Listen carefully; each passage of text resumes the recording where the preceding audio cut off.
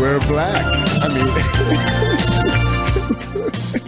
I am at least. We are back. Man, I am messed up today, Dave. Hey, we had a week off. I know. I have not recovered yet. For those of you that don't know, my mother passed away. Actually, it's been a month ago now. Can you believe it's already been a month? Wow. Yeah, May 30th, she passed away. And, but we buried her last Friday in Texas. We took her down to join my dad at Fort Bliss National Cemetery. And we had a burial ceremony there at the military cemetery there. Your father was a career Army. Right. Yeah.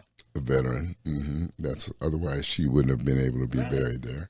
And it was a nice ceremony. We had some surprise guests that showed up. We announced to people, but we were surprised at some of the people that were there, which was nice that they came. But and then we stopped at my brother-in-law's house in Carlsbad, New Mexico. Oh, there you go. Yeah, where the caverns are, the Carlsbad Caverns, which if you've never been there, it's quite an interesting. Journey to the Center of the Earth was filmed there. Do you remember that movie? Oh, yeah. Journey to the Center of the Earth. Yeah. Man, that's a long time ago. I was a little bitty guy when I saw that movie. You too, probably. Did you see it? I'm sure almost everybody saw it. That's over 50 or 60. Yeah, the old science fictions are just a little more raw, you know? Yeah. It's funny how they could scare you with that horrible graphics and horrible, the monster. I mean, now if we look at them, you say, how did they get away with that? But back then, we were fooled, we liked it, especially, it's really something. You remember the Hercules movies, the claymation? Oh yeah. The centaur and the Cyclops, Yep. And I can't remember the guy's name that was the master of the claymation monsters and everything, But anyway, it's funny how I used to love those things. The skeletons that would come to the soldiers, the dead skeletons that would come by. And Jason in the Argonauts, that was the one where he had to fight all these skeletons and he would kill them and then they'd pop back up and come after him again, all that stuff. Anyway, but that was my childhood and yours probably too, most of us that remember that. But those were the good old days and none of this. These poor children today, I mean, have you turned on Saturday morning cartoons any time with your grandchildren? Such a thing? I don't know. Yeah, there is, but but they used to be on Saturday morning. Well, there still are on Saturday morning, but it's probably on the Cartoon Network, but you don't see it on the broadcast. Oh, I see what you're saying. Oh, yeah. Oh, that's true. I just know it's all about New Age, like these. Sorcerers and witches and aliens and just weird stuff. That and Japanese anime is Japanimation. Yeah. They call it Japanimation and stuff, and it's just, it's crazy. But, hey, I want to start with something local. Yeah. I was... and I hope I brought it. I bet it's in my. I bet I left it in the other room. Elena Ashley. Yes. Have you heard about what happened with her? No. Okay. She's our school board superintendent. Right. Republicans were effective in getting her in place. Right. Well, what happened apparently at the, I believe it was the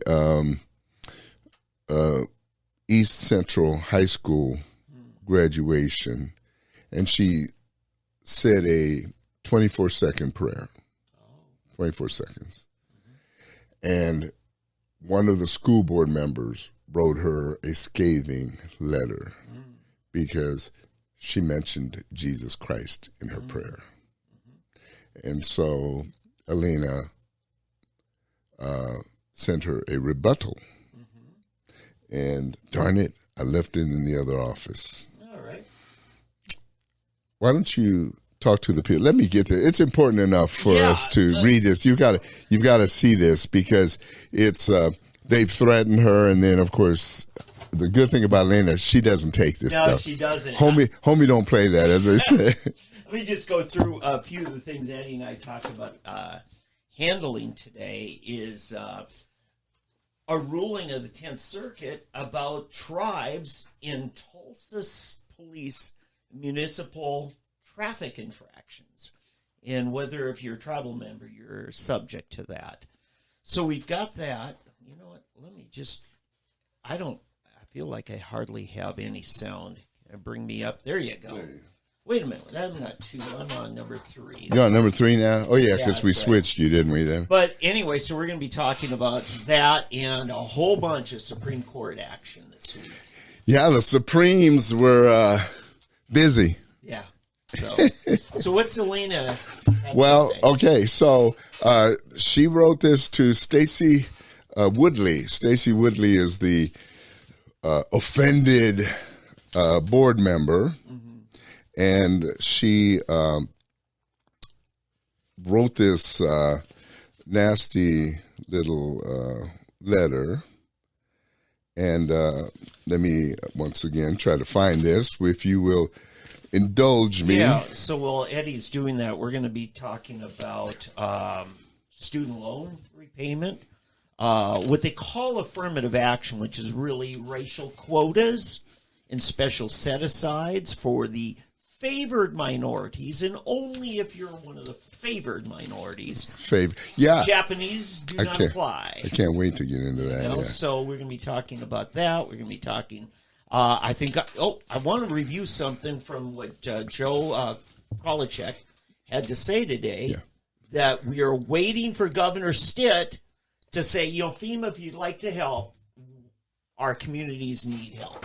Right. And I don't think Joe was advocating against such a request. Right. But we're waiting on the governor, and that's, to me, is breaking news. I've not heard. Right. And I'm not sure if I am necessarily, if I'm waiting for the governor to respond. Mm-hmm. I don't necessarily think we need to go to the federal government every time something happens. I think states tend to go to the federal government too much, and then we end up becoming beholden to the federal government. That would be also my concern, Eddie, is what strings are attached. Exactly. So, but that's for later. Yeah. So here is this letter from Stacey Woodley. Okay, we're back to the school board prayer. Yes, this is it. So here's Woodley's thing. I'm writing because Dr. Gist, who is the superintendent of Tulsa School Board. Gist. The district, superintendent. Mm-hmm. I'm writing because Dr. Gist and I have received numerous complaints from members of our school community about you adding a religious prayer to the commencement statement that you made at East Central High School graduation ceremony on May 18th, 2023. Indeed, at the board's last meeting on June 5th, you heard such a complaint during citizens' comments. I have consulted with Eric Wade, and he confirmed that the prayer you made is not allowed under the U.S. Constitution and rulings by the U.S. Supreme Court. In my opinion, it also meaningfully interfered with a once-in-a-lifetime event that is meant to focus on the achievements and hard work of our students. Now, remember, 24 seconds interfere... Ruin their lifetime event. 24 seconds interfered with a once-in-a-lifetime event that is meant to focus on the achievement and hard work of our students. It was not an invitation for you to communicate your personal religious sentiments, and your actions must not be repeated. I've intended to communicate with you about the situation since the event occurred, but while I was tending to other board business and planning the most effective way to deliver the message, we received more complaints, this time by the Freedom from Religion Foundation. Oh, I'll bet they had something to say. Of course. I love it. Freedom from religion. Yeah. I'll free you from religion. As you have experienced a sincere allegiance to our country's principles, I'm confident that you will not repeat your actions at future ceremonies. So basically what they're doing, they're trying to shut up any religious or Christian activity at any. To make sure all board members understand their role during graduation ceremonies and the expectation relating to that role, I've asked Dr. Gist to review the letter from the Freedom from Religion Foundation and discuss it with her team. She has also told me that she will be distributing to all board members in transmittal. I understand that it will be explained that in the future, all board members must use only the exact language in the scripts provided to them for graduation ceremonies. If board members do not wish to or otherwise choose not to comply with this expectation, those board members will no longer be allowed to deliver commencement statements. If you have any questions about what is required, please let me know or feel free to contact so-and-so for your guidance. Thank you. Can't wait to hear her reply. Oh, yeah, well, it's a nice reply. Have you got it? Oh, yeah, I have it, yeah. Oh. So anyway, this is just, and they call it unconstitutional prayer. And I don't know how it can be unconstitutional, but anyway, let me see. Yeah, and here's attorney from the Freedom from Religion Foundation. And her letter, it's too long, but I want to say, I'm just going to read what I think is the critical part. It says, I'm a Christian, and while I will tolerate, as our liberties expect of me, your freedom not to believe, I will not change how I express who I am so that I am more comfortable and more acceptable to you and your crowd. Neither will I be ordered to change by a colleague who has no more authority over me as I have over her. And in the case of Superintendent Gist, less where she is the employee of the school district of which I am an elected official. I also believe that the Christian students, Christian teachers, and Christian TPS community do not want me to change and will support me with God's blessing in any action that the Freedom from Religion Foundation might take. There have been lawsuits brought by like-minded organizations against Christians' free exercise of religion who have lost because it was never intended that the Establishment Clause be used to shut down our rights to free exercise of our religious faith. In other words, what she's saying, the Freedom from Religion Foundation does not always win these cases. Mm-hmm. They've lost because you can't shut down somebody's free exercise. Free exercise, right. Yes. The Christian students and parents who TPS serves and their beliefs deserve recognitions under the tent of diversity, inclusion, and equity that you yourself as a foundation principle of TPS. Or is it possible that the only diversity and inclusion that is not allowed is religious or conservative diversity? If a commencement address were to discuss a speaker's commitment to environmental justice or social justice or transgender rights or opposition to book banning or any other cause conservatives find offensive, would you or the superintendent have sent a similar censure letter? I doubt not. Your censorship is discriminatory against religion. It's time for you to practice the tolerance and inclusion you preach. Beautiful. This lady, we need to support her. She needs your support. She needs all the Christians. This is one thing that bothers me about the church and the churches here in this city and around the country. Mm-hmm.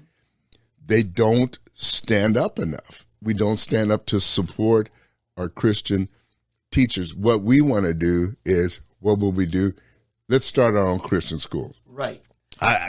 People think I hate Christian schools. No, I do not hate Christian schools. What I do not like is the fact that we've taken the salt out. And then when you get a situation like this, where for those kids who are left in the public school and they get assaulted, this is why, because we've taken not just the kids out of the Christian schools, we've taken the parents and the school board out.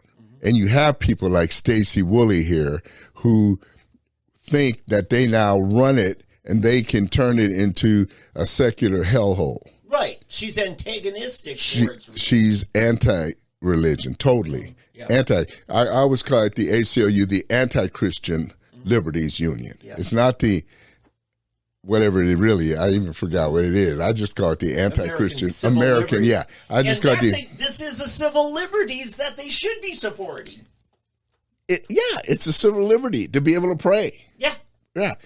There's nowhere she did not tell everybody, I'm sorry, but you must believe this. She just prayed a Christian prayer. She just mentioned Jesus. She asked Christ's blessing on these kids graduating. Well, if you don't want the blessing, you don't have to have it. Reject it. It's not for me. Yeah. I sit there and, some imam, I can't remember where I was. There was something and I was listening. It was on television or somewhere, and they have some imam get up and he starts talking about Allah, blah, blah, and I listen to it, and I don't freak out, It reminds me when I was in Morocco, and my wife gave this Islamic tract to this guy. First it was, our friends from America, welcome. We are so happy to have you here. Good to see you. You fill up again. And then my wife, here. And she hands him this tract. It's called The Father Heart of God. And the guy sees, and he takes it and he throws it back at it. It was a whole van full of us. And I was driving, and also the guy starts freaking out, and he starts ranting, raving, and go over to the guy, and he's smoking a cigarette, lighting a cigarette, and he's just freaking out. And so the head of the gas station, what happened here? Why he so, what did you show him? And so my wife gives the guy, and he says, oh, not good. And so I got into it. Well, let me ask you a question. Why is it you and your people, your religion can come to our country and have the freedom to share and do whatever you want, start churches, do whatever you want. But we come here and we hand you one little thing and he's freaking out. Mm-hmm. What are you afraid of? What are you so afraid of? Mm-hmm. Well, we not afraid. I said, well, sure you are, And look at him, man. He's over there smoking. Look, he's smoking. Oh, Quran not say you're not smoking? I said, yes, but does not the Quran say you're not to defile your body? Mm-hmm. So the guy, this is the funniest part. The guy turns around, walks over to the guy. He slaps the cigarette out of his hand and starts smacking the guy. See, you were preaching the Quran, and they're acting on you preaching the Quran. They're really to impose the Quran on him, but not your Father Heart of God. Right, exactly. So, and we just start cracking. He gets smacking the guy. And then he comes back. He says, you better leave. It's better if you go. If you're going to be, this is not good. But he didn't want to call police on us, but we figured we better leave. So it's his property. So, So, he wasn't going to start church because he knew, that they had messed up, that the guy had embarrassed the faith, So we went on to, but this is what it reminds me of. People like this. Stacy Woolley is the president of the board of the Tulsa School Board. She's the president of the Tulsa School Board. Yes. And this is why it really disappoints me that we didn't vote our former DA to the school board. Right. He could have won, maybe should have won. We need more Christians. We need more believers, more people of sound mind and body on these school boards. Sure, and see this again, I'm going back to this. When we have taken the salt out of the schools, this is what's left. Yeah. Stacy Woolley is left, and those who are like her. And Alina is there alone to fight this fight. And there's the one other lady from North Tulsa. Oh, and Dr. Griffin. Who supports her or stands with her, probably not 100%, but I'd say probably 90%. Yeah. And you've got these two ladies that are sitting there trying to fight this fight and they don't get the support. And it's kind of sad.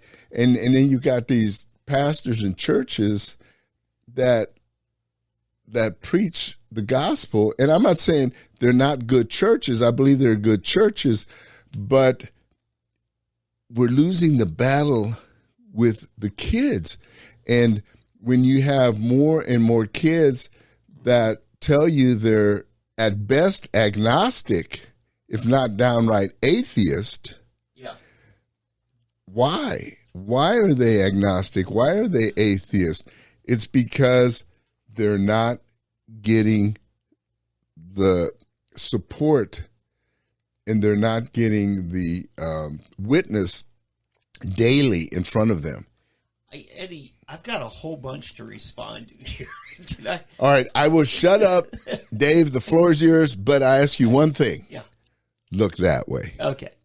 So my thing on this, I'm going to address just briefly the whole Tim Harris, because what happened as a result of Tim entering the race is that the left put everything they had into stopping Tim Harris.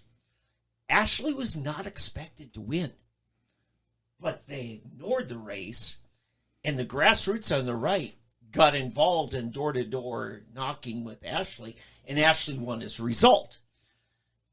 And then Ashley really showed that, a lot like Trump, she is not going to back down. And that put a little more backbone in her friend up in North Tulsa, as well as Dr. Jerry Griffin, who is also conservative on the board, which left it basically 6-6 when you had this this vacancy. And so anyway, I don't want to go too far into that. 6-6? There's 7 members, and then somebody resigned. And what happens, this happens too much in school. You mean board. 3-3? Yeah, 3-3. Right, I'm sorry. You. Yeah, you're right.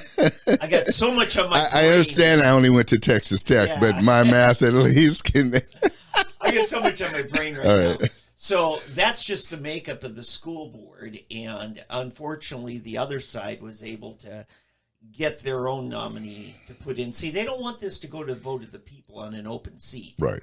They want to make an incumbent out of somebody that they favor. So make it easier for them to just get reelected to their own full term. But now let me go back to the school board members' involvement at a high school graduation. My understanding, as not being a part of the leadership of that high school, East Central, she's a guest. Any guest speaker, and we've had plenty of Supreme Court battles on this, you cannot censor their speech. When the valedictorian gets up and wants to say a prayer, they've been ordered. You cannot stifle that prayer. You can't even edit what they're going to say. We've had our fights on that. So if that's good enough of a standard for the valedictorian, it certainly is a good enough standard for any other invited guest. Where she would have gone overboard is if she had tried to compel other people to join her. Exactly. You know, you can invite at their own will. Right. But you cannot compel it. You cannot grade it. You can't do anything other than express your views. Right. And so again, the First Amendment says we're not going to establish a religion. That would be the compulsion. Right. Or prohibit the free exercise thereof. And I think that Woolley needs to go back to high school civics class. Yeah, well, in here, in Alina, clearly she says before what I read, before I assumed my official role to pronounce the official words of graduation, I was moved to pray over graduating class. I am proud and love each and every one of our graduating students. I know there were many students and parents in attendance. Prayer is a fundamental tenet of our faith. While I'm aware of students who may not appreciate the power and love expressed in my prayer, there were as many Christian students who were appreciating my invitation to join me so that they could remember and pay respect to their God at what is, as you described it, a once-in-a-lifetime event. Right. But, right. Eddie, It doesn't require a threshold of support. Right. I did not preach. I did not make an altar call. I said a personal prayer aloud for a blessing on all students. That's a wonderful thing. Right, right. If some rabbi wants to pray a blessing on me, if some imam wants to pray a blessing on me, how am I offended? I guarantee you, if an imam had come and said something, right, they wouldn't have been a peep. They would have been afraid to say anything. This is the problem, that they are afraid. They will not say anything against Islam, but Christians, you can do whatever you want to these days, and that really ticks me off. That really upsets me, that these people have the gall to do this kind of thing. So we'll see what happens. We'll see how this plays out. I'm actually hoping it rises to the level of, if not Fox, at least Newsmax. Yeah. So yeah. Anyway, the general counsel for the TPS has written to, I guess, to the head of the what do you call it? What do I call him? Freedom from religion. Yeah. Yeah. Now, that general counsel's responsibility would be to address any right. jeopardy, any vulnerability to lawsuit. Right. On behalf of the school district. Right. Yeah, of which I can say, unless the leadership knew what she was going to say and approved it, then, yeah, there is none. Right, right. So, anyway, but this is the battle, everybody, that we are facing, not just here, but, I mean, this is a nationwide battle. This is a battle, actually worldwide, that Christians are facing. It's funny, though. What's so funny? What I find funny today is that there's almost a role reversal between us and Russia. I grew up in the 50s as a little boy, studying the catechism and studying to be an altar boy, and I used to get the Catholic magazine. They used to have a youth magazine, and I would get these stories about the communist oppression of the Catholic Church in particular, but Christianity in general, and the things that were being done and how Christians were persecuted and so forth. And now Christianity in Russia is pretty much free. You can go to Russia now and you can preach, you can talk about Christianity. And here in America now, we're going the other way. Yep. Everything. I mean, they're going like this and we're going like this, or the other way around. And we're kind of meeting in the middle. I'm not saying they're totally free. They're not a total democracy or constitutional republic as we are. Putin still controls it, okay? But Joe is meeting them right here, Joe in his company. The way the media, there's no difference between Pravda now and the mainstream media in America. They're suppressing the truth. They're suppressing facts. They're suppressing the freedom of speech. You don't hear half of what's going on with investigations and scandals and things that are negative towards the administration and the Democratic Party. The Democratic Party basically might as well be the Communist Party in America because they're treated like the Communist Party in Russia. Yeah. The Republican Party is basically like anybody else in Russia. The dissidents. The dissidents. Yeah, they're the dissidents. And so they're suppressed by Pravda, and here it's the mainstream media. We just have a whole bunch more of them. They're competing to be Pravda. Yeah, which one is the most Pravda-ish, or what? And so that's the only difference. And they're just some of them are so bad. It's MSNBC basically is not just suppressing; they're just outright lying and twisting the truth. Yeah. Then you got CNN and the three alphabet networks, which are basically just suppressing. Yeah. And distorting, and so that's where we are. But this is local now. This is local stuff. And if you and I don't step up and start doing something, we need to start attending these school board meetings. So if you have an opportunity to attend, find out first of all when these school board meetings are, and that's what we need to start doing, Dave. We need to start letting people know when the school board meetings are, and then we need to just come out and force and support, and we need to make the news. And we need to get Ashley back in here. Yeah, but we need to support. I want to say my whole point about free exercise thereof in the First Amendment, the U.S. Constitution, and I wholeheartedly resist any effort to instate any form of any religion as official. It may be well intended. You're a devout Christian, God bless you. Good for you. So am I. But as soon as you establish that as official, it turns into something like what we see in many European nations where they have a state-sanctioned church. Mm-hmm. And then any other form of Christianity gets oppressed. Mm-hmm. Ask the Wesley brothers, John and Charles Wesley, what they went through when they separated from the Church of England. Or ask Martin Luther when his teaching varied a little bit from the Roman Catholic.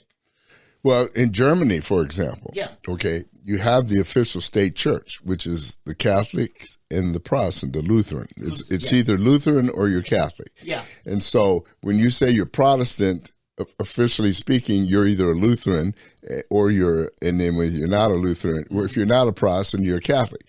And you'll love this. You pay church tax. Oh my. Yeah, you pay tax. And that's how their ministers get paid.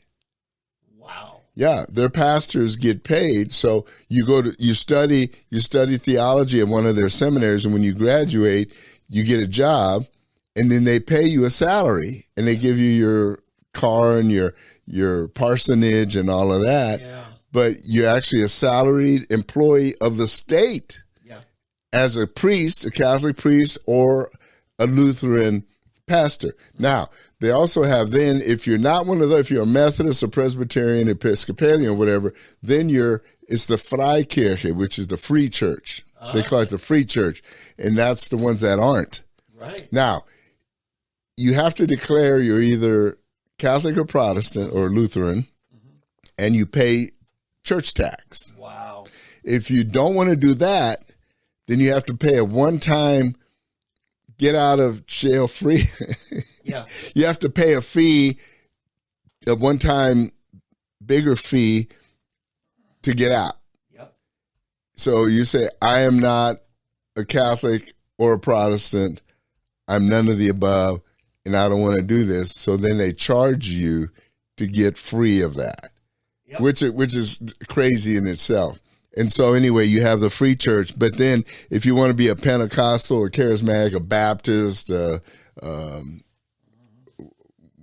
something else, then you're considered a cult. Yeah, and this is the thing I have whenever I see the legislature try to impose some kind of Christianity as the official position of the state. I say, which sectarian branch are we talking about?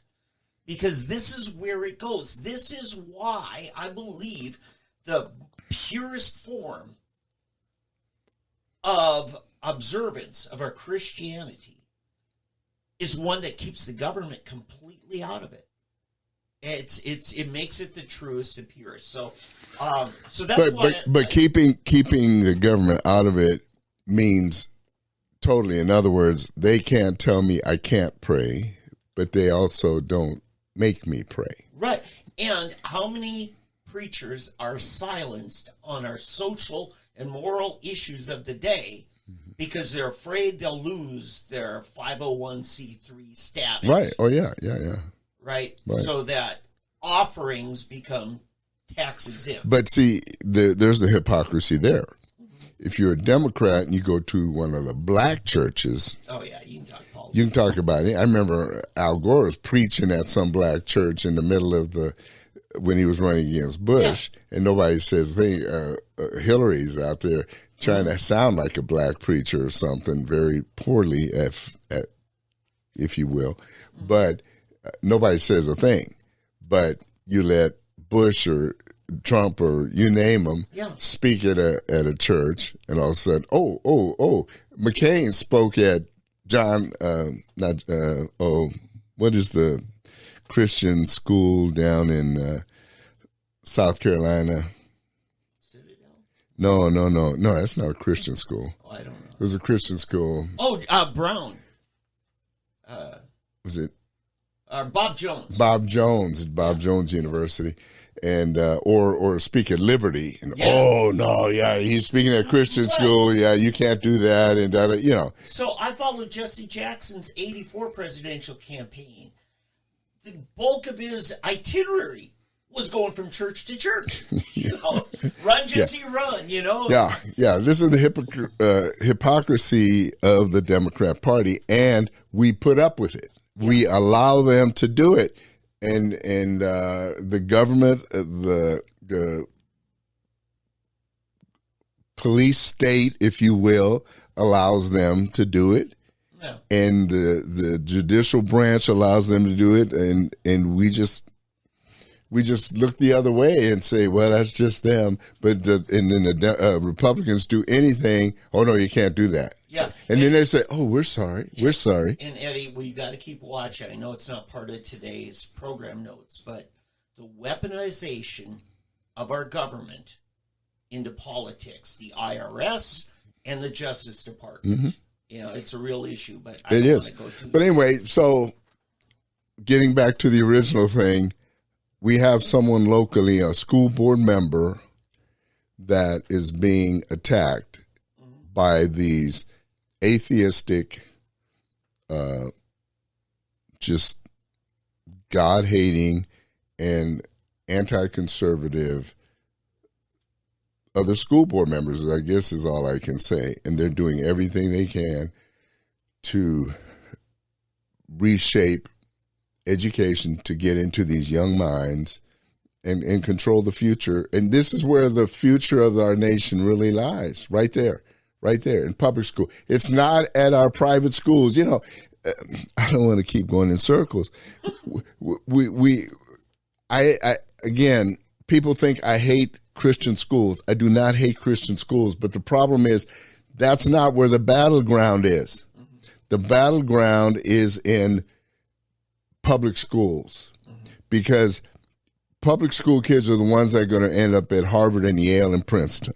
The public school and your Christian kids, when if they even get to Harvard, Yale, or Princeton, then they're going to be facing these kids.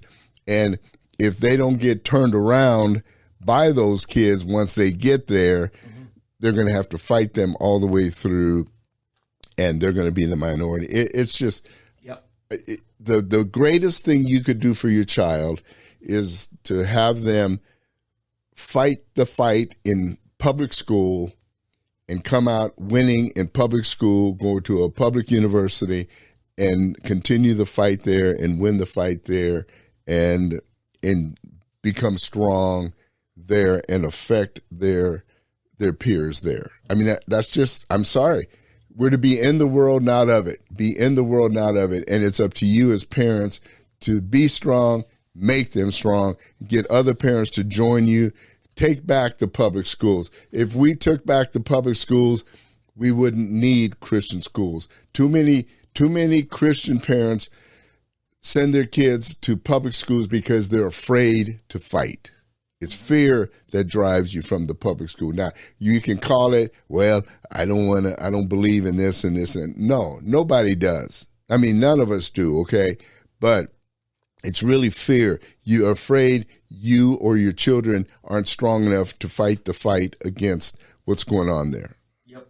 And that's got to stop. You have got to believe that greater is he that is in you and in your children than he that is in the world. There are some great Christian kids graduating from secular public schools and universities. And they're battle hardened. Yeah.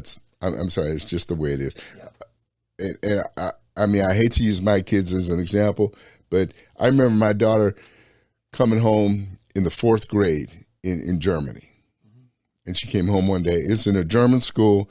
We hadn't said anything. And she took a little backpack they had and she threw it down.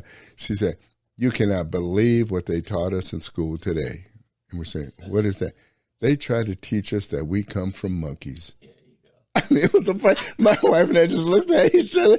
We had never talked about evolution. We had never talked about it. But they tried to teach us that we come from monkeys. Yeah. And I couldn't believe what I was hearing. That without us saying a word, she already was smart enough to understand that we did not evolve from monkeys. Mm-hmm. That we were created by God. We came from Adam and Eve. I mean, and that showed us that somehow what she had been taught from her childhood in church and through whatever we had taught her, it sunk in. Yeah. And it didn't sift out. And some of this, Eddie, I think, comes from a mindset of parents that feel like the education of children belongs to somebody else's list of duties instead of them. I mean, I homeschooled my kids. I took it seriously because I wanted to teach them how to think instead of indoctrinating them. And it sounds like that's what happened with your daughter. She knew how to think for herself. Yeah. And so she wasn't easily indoctrinated. Yeah, that's you're exactly right. There are a lot of parents. That's why it gets back to the thing of fear that we feel that it's up to the teachers to teach our kids morals and this and that. No, it's up to the teacher to teach them to read, write, and do math. Yeah. It's up to us to and even your church. I mean, and it's not even up to the church to really teach them morals and about God. That's something that should come at home.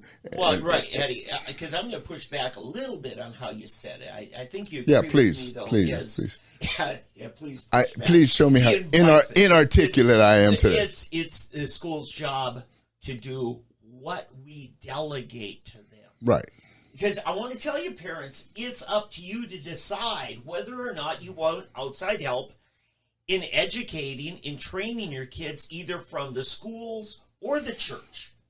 Because even the church only does what we delegate for them to do when it comes to raising our kids.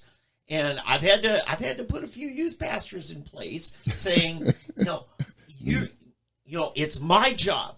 God holds me accountable for my kids' upbringing. What I delegate to you is a trust I'm extending to you, but I'm still going to answer to God. Therefore, you are going to answer to me. Right. And it's not that I get to pick what you do. I just want you to be honest about what I can expect from you. Right. And I'll decide from there. Right. Exactly. The responsibility stays with you, and I'm not giving it to them. Yeah. That's it. I think we agree on that. Yeah. Hey, let's cover some of these things real quickly. One of the news items, one of the Supreme Court decisions was this situation of affirmative action. Yeah, which is a nice way of saying quotas. Quotas. So basically, they've gotten rid of affirmative action quota. Now, here's what's funny. Two things. Well, let me deal with this one first. The one thing I'm disappointed in is for some reason they exempted military academies. So why would you exempt military academies? Because if it's wrong, it's wrong. There's no reason to exempt a military academy from the quotas or from affirmative action. So it's wrong to say, well, all universities are exempted from quotas. I mean, are no longer bound by these quotas, except for the United States military academies. I have an answer for that. Okay, please. Okay. In the same way, our criminal justice system, and especially defendants' rights, are separate for the military, such as, Eddie, you grew up in that environment. They don't have the same rights in a court-martial that a defendant in our civil courts or our other outside civilian court system has. That's true. And so the way it's really a jurisdictional thing. No, that I understand. But what jurisdictional thing would separate a military academy from a regular university as far as racial quotas? Right. If that military academy is actually run by the military itself, not a separate, military school like some of these prep schools are. So you're saying if the military academy within its own guidelines has written that they're supposed to have 40% minorities, then that exempts them from everyone, the normal. Yeah, and I don't even think that they're saying that it doesn't apply. It's that they issued this ruling more narrowly, because I think they would like a clear-cut case where somebody applying for Annapolis for the Naval Academy made his case. Then they would probably take that on in earnest. But I think they limit it to a narrow. See, here's what disturbs me about this, which makes it even more critical to me. What you're having happen now is you're having less and less African American enlisted personnel sign up. Mm-hmm. It's falling off the cliff. I mean, there's hardly any, because they're actively being told, do not join the military. And it started back in the Iraqi war. They just didn't want to go. Okay? And who specifically didn't want? Black enlistees. Okay. Okay? Gotcha. So the proportion of black enlisted men and women has fallen precipitously. I mean, there are very, very few, as the way it used to be in World War II, after World War II, and once they integrated, like when my dad went in, I mean, there were large numbers of African-American, Hispanics, and so forth. They were overrepresented. It was overrepresented. Now it's fallen to the point where, let's say black people make up 13% now of the whole U.S. population. Mm-hmm. The representation in military, I think, is down like 6%. I mean, that's serious. Yeah, but in the officer corps, they're starting to make up, and especially in the higher end, they're starting to make up a greater amount. Even in these academies, they're starting to get up into like the 20%. Okay, now that's a different track by and large. I know there's the officer candidate school, right? The OTS, but most of them go through either ROTC through a college or through the academies. Right, right, exactly. The academy, and the academies in particular, they're really taking in a high number of minority students. Okay. And what's happened, they're trying to overcompensate for what happened in the past. Yeah. And the reason, and listen, I don't think I don't see discrimination as the problem. It's not, we got to keep these black people out or Hispanics or whatever. It's the educational, like the qualifications to get in, your grades, your ACT or SAT trying to get in. Like when my son went to the Coast Guard Academy, it was very hard. Your ACT minimum math score had to be a 25. That's the minimum. Yeah. The 25, and your average, your whole average had to be 25. That's high. Yeah. That's quite high, because most schools it's like 18 to 21 is right. the number to get in. Exactly. And you had to be in the top, the top 15 percentile of your graduating class. Yeah, and the average inductee was in the 5 to 10 percentile of the graduating class. Mm-hmm. And so it was real. In the Coast Guard, the year he went, it was the most difficult school of any university in America to get in that year. Not every year, but that year was harder than the Harvard, Yale, Princeton, all of those to get into. And it just happened. He made it. I mean, I say it's God. I mean, totally. I'll tell you how it happened. I have to tell you, this is funny. It's really funny. He wrestled at Union. Oh, okay. Yeah. So he wasn't any good. Oh. we know he was. Yeah. Well, it's because they didn't have that new athletic center. That's why. That's why. Yeah. But anyway, and so you apply. He wrestled, and he was JV wrestler, but he put that on his deal. Well, wrestlers from Oklahoma. Oh yeah. Right. Yeah. So they knew they were getting this wrestler from Oklahoma. Oh yeah. Oh, and so that's what helped him get in. I mean, he had the scores. I mean, he had his grades made it. Okay. Yeah. But to compete with all of the East Coast guys, and Oklahoma's very underrepresented because everybody from here wants to go to Air Force, Army, or Navy, right? Yeah. So nobody even knows about the Coast Guard, right? So he applies for Coast Guard, and so we got a wrestler from Oklahoma, you know. so that was click. Well, yeah, because like my wife's cousin played hockey for Minnesota. Air Force Academy. He's from Minnesota. He plays hockey. We need him on our hockey team. Exactly. I mean, it's funny how, and see, in Coast Guard, different from the others. The others all have the congressional or presidential appointment. Yes, Coast Guard doesn't do that. Is that right? No, it's purely selection. Wow. They just take all the applicants and they go through the applications and all the qualifications. So you didn't have to give money to a congressman? No, we didn't. No, congressmen didn't even know about it. Okay. So, but anyway, but that's how that went. Okay. And so, but that's how it went. But anyway, as far as getting back to our original, affirmative action. Affirmative action. Let's just call it quotas. Yeah, quotas. So, I just don't, I don't think that it's a good thing to exempt the military academies from the and here's what's really bad, and I'm just going to say this, okay?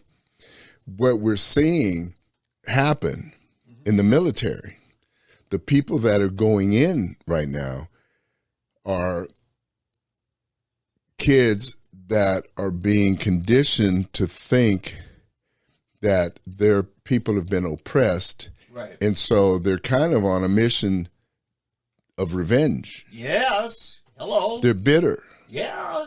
There was a book out. We indoctrinate them to be that way, Eddie. Well, hello. Yeah. And it's people like this lady we were talking about on the school board that gets them that way. But anyway, we have this. There was a book years ago. It's called The Spook Who Sat by the Door. And it was about this black CIA agent that they hired, and they just hired him as a token to sit.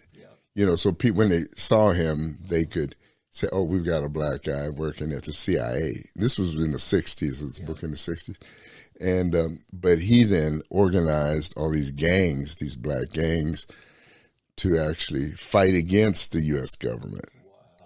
And it's kind of almost, that's what this reminds me of, because what I'm finding is a whole bunch of embittered black people. The head of the Air Force, the Secretary of the Air Force, he's a Texas Tech graduate, and he's a general. And, I should be proud of him that, Secretary of the Air Force is a Texas Tech graduate. But I'm not. Because the guy is just a bitter black man. Yep. I mean, I don't know if you've heard any of this stuff or seen him. He's typical angry black guy. And it just ticks me off. It really makes me mad. He's supposed to be serving America, not ticked off at America. You know what I mean? You're supposed to love the country. You don't love a certain part of the country and then hate the rest of it. I mean, and this is so that's why I'm saying we're creating a situation now that is hurtful to our country, and the Supreme Court is not helping with this decision. In fact, it would have been better had they let Harvard, Yale, Princeton continue their policy, but make the academies go back to just taking in on merit. Yeah, but just to be clear, Eddie, they did not rule on the academies. They just limited their rulings outside of the military until they get a case that can more clearly define this. I just want you to know, they did not say that it's okay for the academies to do it. They didn't say that. They just said, we're not ruling on that. Okay. So they just, all they did is, but see, when you exempt the academies. From your ruling. Right. Yeah. But that pretty much leaves them out. That says to me, you guys can continue to go ahead and use affirmative action. It does sound that way. But there's not this stare decisis, the, previous, precedent of it. It just says, until we get a case. So what they need is some white kids or some Asians or something. This is the problem with the way our Supreme Court works, is they need an actual victim who has actual standing. So what we need is a couple of Asians to complain. Because I guarantee you the only reason that this ruling came down like it did is because that Asians brought it. Yeah, and I'm telling you, the Air Force Academy, Asians have just thrived at the Air Force Academy. Well, they have thrived everywhere. Right.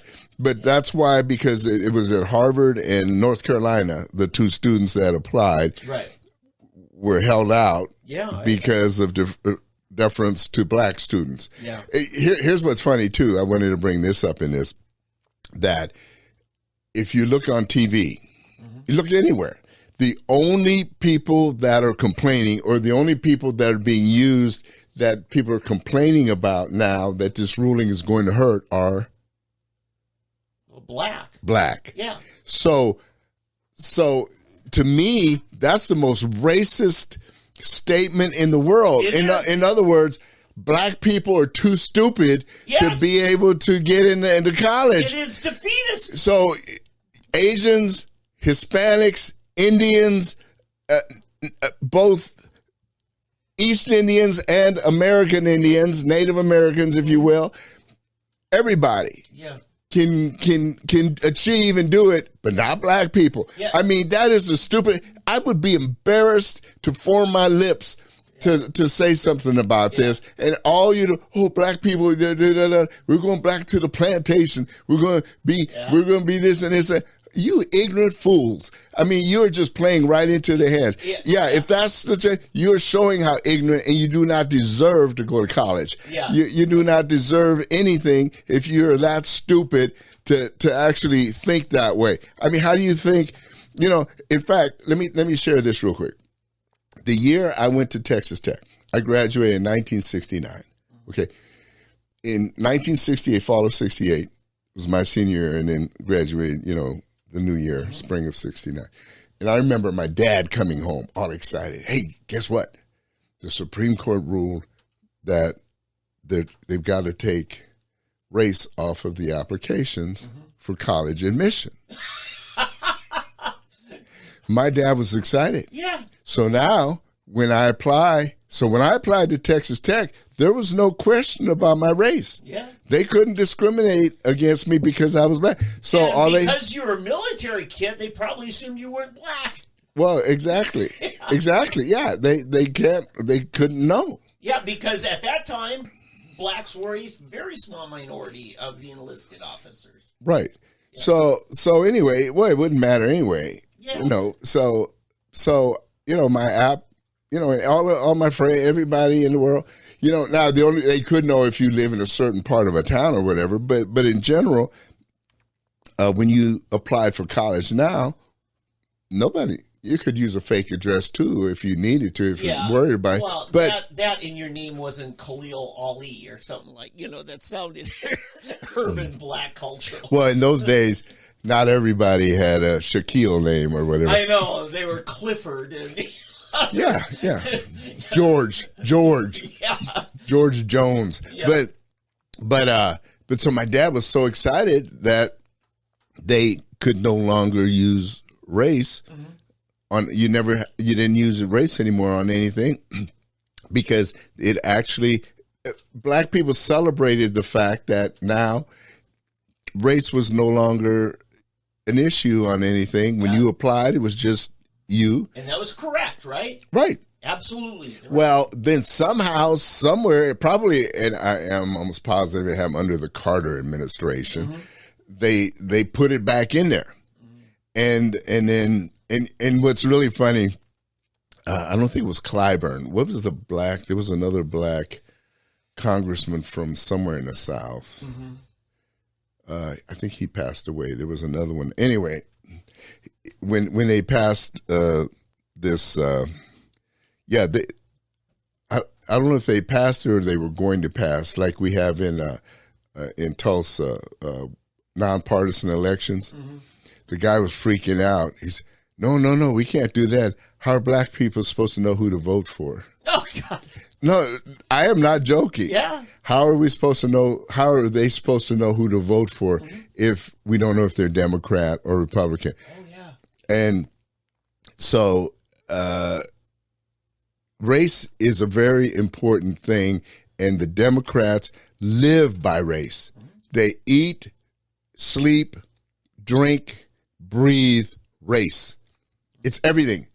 And they used to try to make us believe that white people think of nothing else but how they can mess over black people's lives. Yeah. That when you wake up in the morning, you think, man, how can I mess with black people today? Yeah. What can I do to make their lives miserable? I don't have anything. I don't have to worry about my wife, my kids, my job, money, nothing.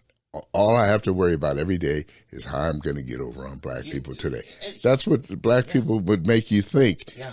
But no, it's the other way around.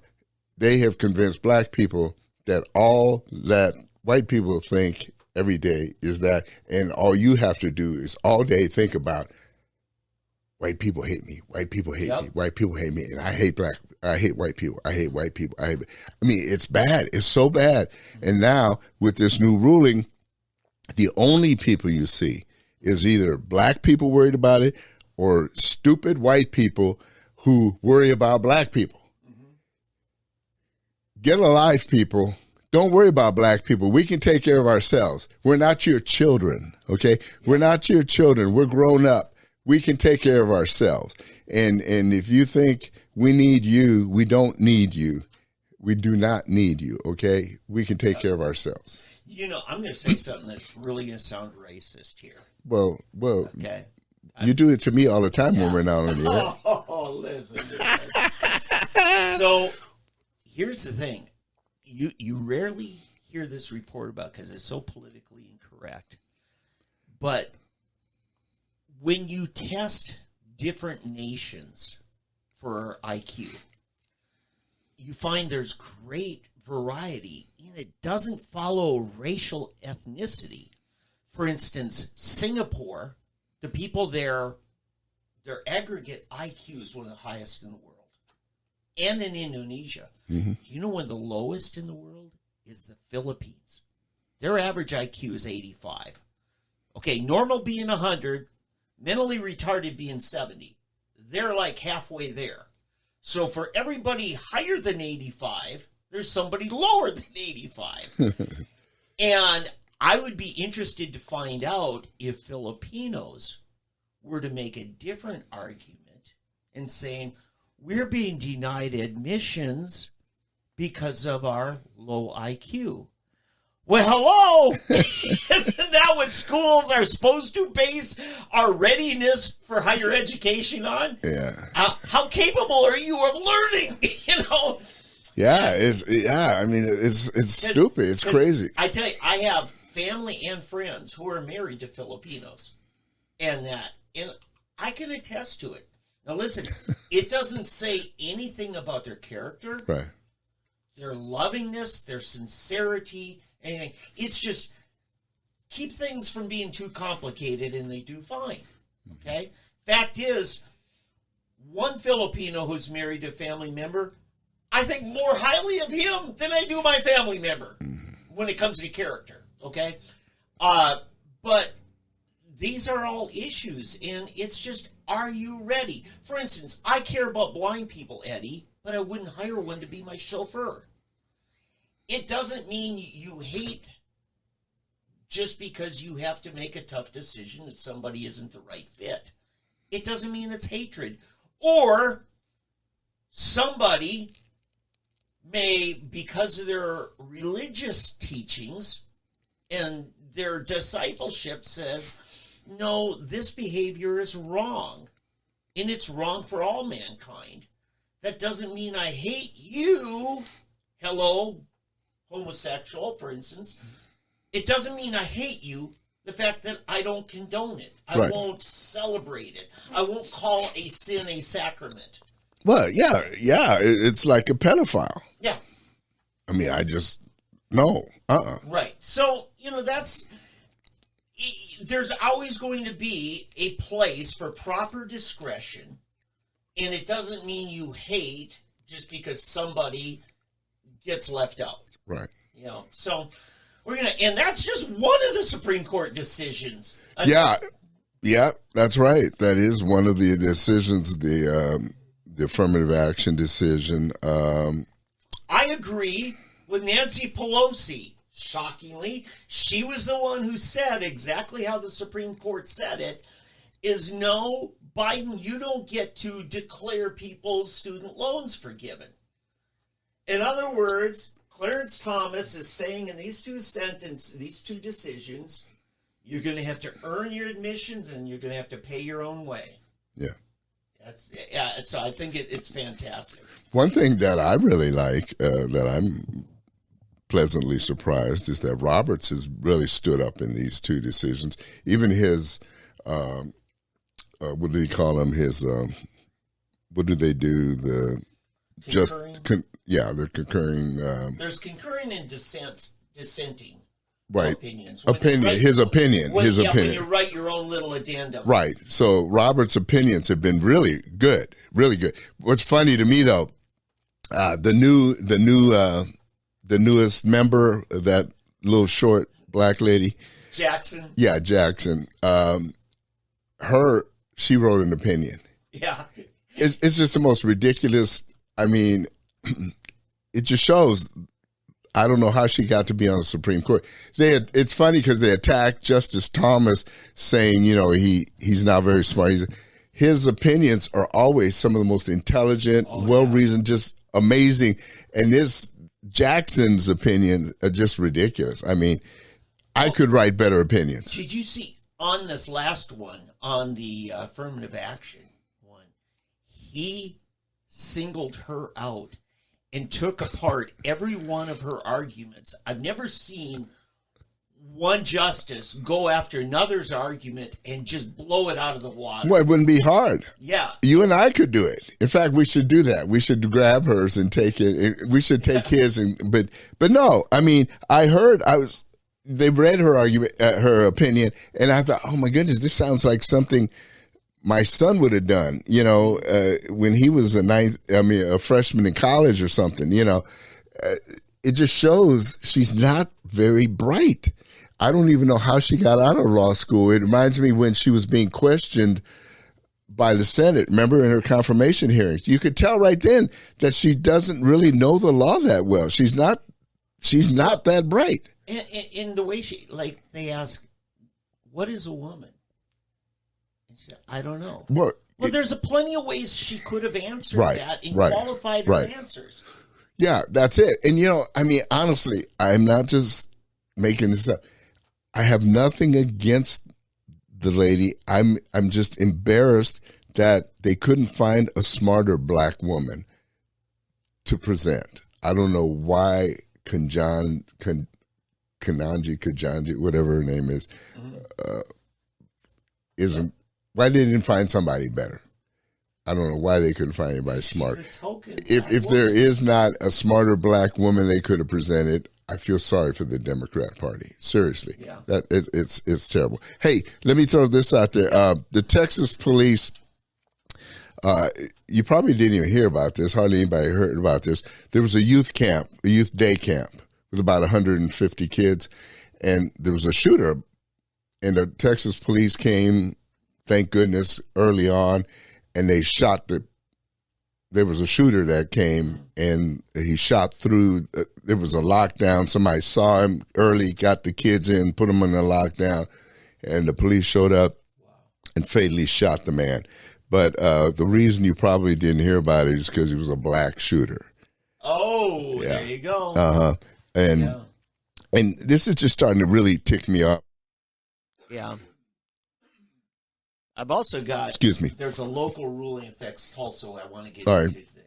But it's really starting to get on my nerves, the fact that the media is starting to play games with identifying perpetrators based on race and stuff. I mean, come on, just report the news. If you're going to say, if it's a white shooter, he was a white male, a white female, he was this, that. But if it's a black person, there was a shooter. Well, basically now, when you don't tell us the race of the shooter, we pretty much know the race of the shooter, yep, just by the fact that you won't tell us the race of the shooter. I mean, right. If they don't say that they're white, then you assume they're not white. Exactly. I mean, how stupid can you be? So they're playing into their own hand. They think they're so smart, they're not. But the gunman tried to enter a classroom with children inside, but the door was locked. He fired a shot into the door. The man then went into the gym, which also contained children, at which point the police arrived and shot the man in an exchange of fire. They've not identified the person at the time of this writing. All children attending the camp were moved to a nearby recreation center for reunification. This happened in Duncanville, Texas, which is south of Dallas. But, man, it's just terrible. Hey, do you have anything else that you want to? Yes, I really got to. I have one thing I want to finish with, so go ahead. Okay. The 10th Circuit Federal Court, that's one step down before the U.S. Supreme Court, just ruled in a Tulsa traffic citation case. And this has to do with McGirt, the ruling that says that the tribal reservations have not been dissipated, so they still stand. That meant that if you're a tribal member, either the victim or the perpetrator, you had to be tried in federal court or in tribal court. And so what happens with tribal members speeding in the city of Tulsa, which is largely in Indian land? And Coonsweiler and several cops I've talked to in the last few years, they say, oh, no. The city of Tulsa predates the state, and the city early entered into tribal agreements as far as jurisdictions. This goes back to like 1902, things like that. And then I find out this week, no, it no longer applies. And it no longer applies largely because of this whole 1980s ACLU. The NAACP was going to sue the city of Tulsa because prior to 1990, we didn't have a city council. We had a city commission. Right. We had a water and fire commission, or water and sewer commissioner. We had a police and fire commissioner. I remember we that. had a finance commissioner and all that. And then you had a mayor. That's back when Tulsa really ran well. Yes. And every one of those commissioner seats was elected at large. And the NAACP says, we want a guaranteed representation there. And so they were threatening to sue us. Well, and a bunch of weak-kneed, spineless Republicans, largely, so, we've got to recharter the city and under these city council seats. And it passed. What that did was dissolve the city of Tulsa and reestablish it as a new entity, almost like a bankruptcy does. And yet Coonsweiler and the police department for the last few years was saying, no, McGirt doesn't apply here because the city has this agreement with the tribes. Right. No, the old city commission did. So what this means, folks, is if a cop stops somebody and that person ends up being a tribal member, the most they can do, if they aren't a tribal police officer, is detain them until a light horseman is the term that's used for tribal police. Light horseman can come and decide whether or not the tribal courts are going to punish this person. A tribal court that you and I have no standing in. We are illegal aliens to that court, okay? And this is a clear violation of the 14th Amendment to the federal Constitution, the equal protection under the law. And so what happens is they're going to need more of us non-tribal members paying more citations to make up for what the city's losing. And believe me, traffic citations is the number one way we fund our police. Now, it's also 78% of their obligations that our police have to attend their responsibilities to. If everybody followed the laws of traffic, we'd have to shut down about 3/4 of our police department, because we that's what we use them for, and that's how we pay them. So this is a serious thing, and I told you folks, we can't seem to get the legislature in the state of Oklahoma to address it, because unless they're over here in Tulsa and eastward or southward, they're oblivious to it. Yeah. The Oklahoma City folks are oblivious to this. They don't understand what we're dealing with. So that's a real issue, and I wanted to talk about it. I know there were plenty other Supreme Court issues we didn't get into. We'll save them for another week. Well, and here's the problem that we have is that with the power that the tribes have, they'll never get it changed. Yeah, unless what it needs is our federal Congress to dissolve the reservations. Yeah. Officially, because it was assumed that it was done. It was taught in our schools for 100 years it was done, until all of a sudden we couldn't find the paperwork. Yeah, and it doesn't do any good. I mean, it's almost like, dare I say it, it's almost like plantations. It's like we still have plantations. They're just with the Native Americans on them. Well, it's like we live in Oklahoma Territory on this side of the state. Yeah. And here's what's funny to me. Like, if you go, let's say you go to New Mexico, like when I was going to Texas, the Indian tribes in Wyoming, Montana, New Mexico, Arizona, they're not rich like the Oklahoma tribes are. Yeah. Okay. Those people, they may have a casino here and there, but they're not like they are here. Okay. And so they don't have the money or the ones in Connecticut and, we got those people are rolling in the dough, Florida even. So everybody assumes that they're doing like these guys. There are some poor Native Americans out in, you ever watch Longmire? It's a TV show that anyway, you go out to, Nebraska, Wyoming. Yeah, all the Great Plains states. Those Native Americans out there, right. They're living very, very poor. They're not doing well at all. Right. And most of what Americans are taught in our public schools teaches that image as being universal.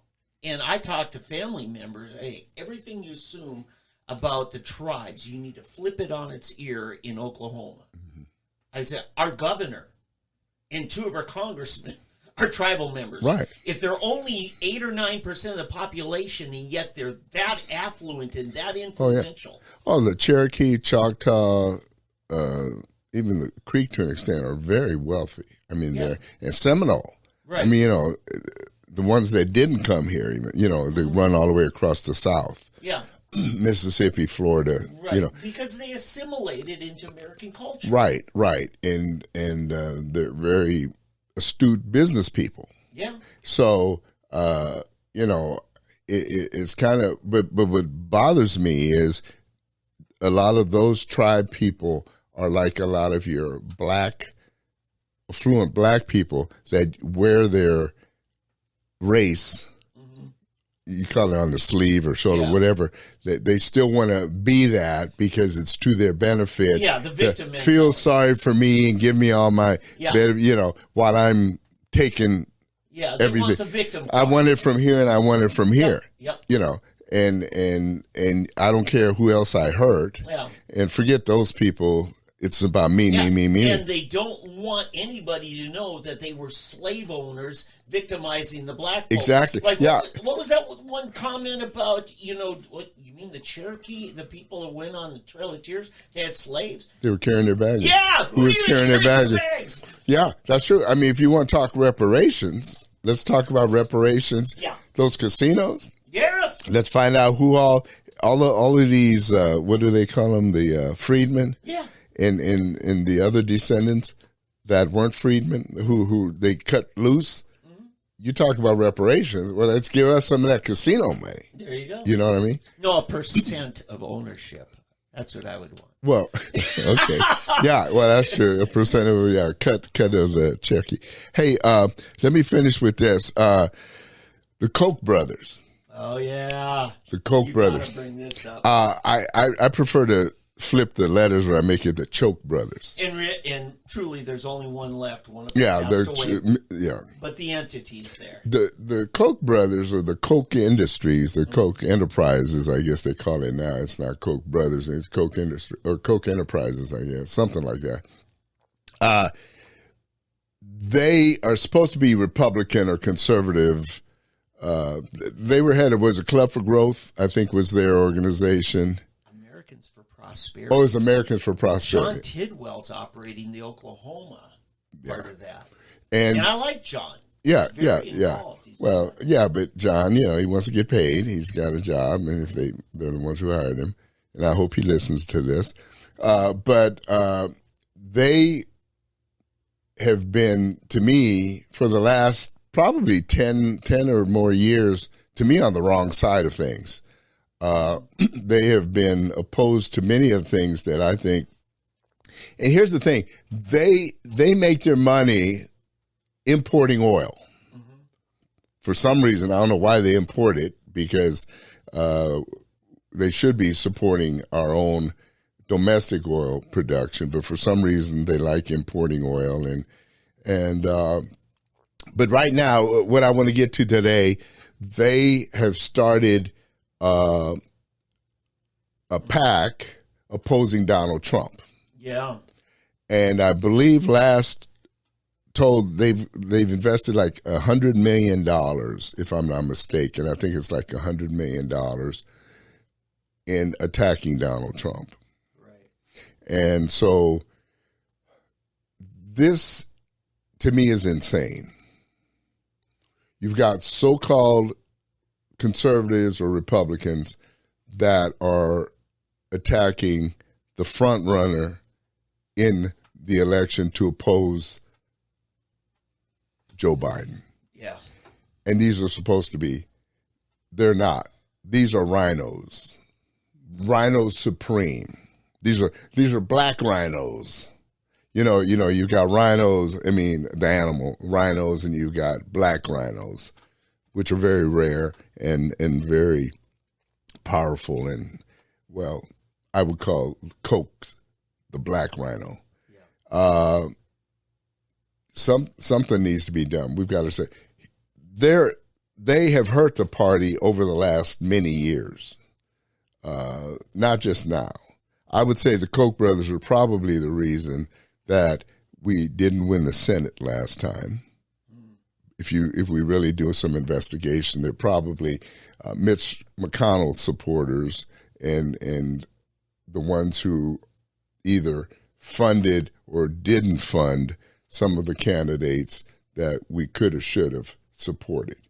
If they could have taken that $100 million that they're using now and given it to Herschel Walker, Dr. Oz, and some of Carrie Lake, maybe we would own the Senate right now. Mm-hmm. But no, they want to use their money against Donald Trump. So this is the kind of stuff that we're dealing with, and these are the kind of people we're dealing with, trying to keep this nation from total collapse. Mm-hmm. and we're not going to do it unless we defeat. What I'm trying to point out is we have Republicans. Our fight is not just against the Democratic Party, okay? Our fight is against people like this. Yeah. Go ahead, Dave. Okay. So Charles Koch is the surviving brother. David Koch Passed away. David was more true libertarian. Charles is, like you say, rhino. Okay, so this is how AFP and all these different activist things, it's changing now in the absence of David Koch. And I want to concur with you also on, remember what I said a couple weeks ago about Mike Pence? He is sold out to the industrial military complex. We saw it this week, and I don't mean to change the subject, when he went to Ukraine and said every Republican needs to stand with Ukraine. When you stand with Ukraine, according to how he views it, is you stand with the arms manufacturers and dealers who are making bukus of money shipping all this stuff, and they don't care whose hands it lands in. Yeah. As long as they get their check from the U.S. government for the arms. Yeah. And I'm telling you, Mike Pence is now our enemy. I'm not on the other side of that. He has sold his soul, and I'm telling you, I know this because I know people very, very well who are very connected to some of Pence's team. And they gave me this information. And it is the military-industrial complex that has convinced Pence to run and even got Chris Christie to play, his bad cop version of the partner, to just do nothing but denigrate and take down Trump any which way he can. Yeah, I mean, Donald Trump, I can't get this picture out of my mind of Caesar in the Park after Donald Trump was elected. Yep. And every summer they do Julius Caesar in the Park, or they do a Shakespeare in the Park. I'm sorry, Shakespeare in the Park, but they decided to do Julius Caesar, and instead of doing it as Roman senators, they did the U.S. Senate, and they had Donald Trump, and it went through the whole deal, and it showed them stabbing Donald Trump to death. 6 blocks from his house. Trump Tower is just 6 blocks from Central Park. But the betrayal, and it was almost a prophetic moment. Yeah, it was prophetic that they would do this, and I never got that out of my mind. I thought about it when it first came out, that I wonder if this isn't prophetic, right? And this is what's going to happen. And sure enough, that's when Trump and Melania decided, we're moving from New York City. We're moving now to Florida. Oh, really? Yeah. I didn't. It was at that same time frame. I didn't realize that. Yeah. Yeah. So it's interesting, but see, these people somehow in their minds, in their warped minds, think that if they get rid of Trump, they can replace him with someone. No. Right now, hear me now, believe me later, it's Trump or Biden. It's Trump or Biden, because Trump has 30+% of ever Trumpers, not never ever Trumpers, okay? So there are those people that if they see what the Kochs are doing, what the Bushes through DeSantis are doing, if this plays out and they should get rid of Donald Trump, they won't vote. You talk about a debacle. I mean, Biden will win by a landslide. Those people will just stay home, and you might as well give it to them. Oh, my goodness. It's over. Trump's doing a rally right now in South Carolina. 75,000 people in attendance. 75,000 people. Yeah. So as I'm saying, you can try to kill Julius, but if you kill Julius, you kill the party. And you know what? Every time they come after him, it only makes him stronger. Yeah. You know? What's that saying? What does not kill us Nietzsche, makes us stronger. Yeah, Nietzsche says, what does not destroy me makes me stronger. Yeah. Yeah. So I think it was Nietzsche who said Yeah. that. But anyway, this is a big deal. And there's so many, Eddie, I'm telling you folks, we're going to cut the tape here soon because there's just We might as well stop here. This is a great place as any. But anyway, thank you. We're back. We'll be with you again next week. We hope you have a great week, and thanks for tuning in. God bless everybody. Remember, Black.Coffee if you want to. Black.Coffee@gmail.com is our email. Yeah. And we'll look forward to talking to you next week.